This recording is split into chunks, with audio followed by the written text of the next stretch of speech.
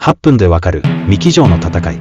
4、播磨の国の状況を知った信長は援軍を派遣します。織田信忠、丹羽長秀、明智光秀などそうそうたるメンツです。彼らは別所軍の換気場、四方城を包囲しました。6月27日、換気場への攻撃が始まりました。強者ばかりの織田軍ですが、思いのほか苦戦を強いられます。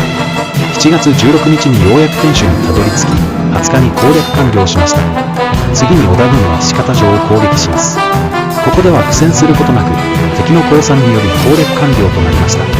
四条を攻略した援軍は、播磨の国から撤退しました。